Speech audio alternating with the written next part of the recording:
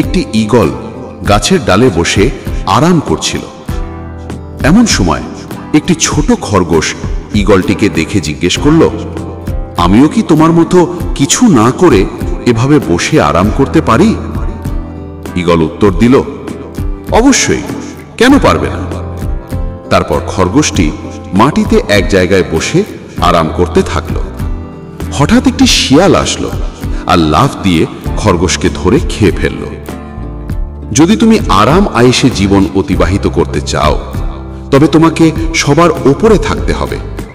নিচে থেকে কখনোই তুমি কোনো কাজ না করে আরামে থাকতে পারবে না।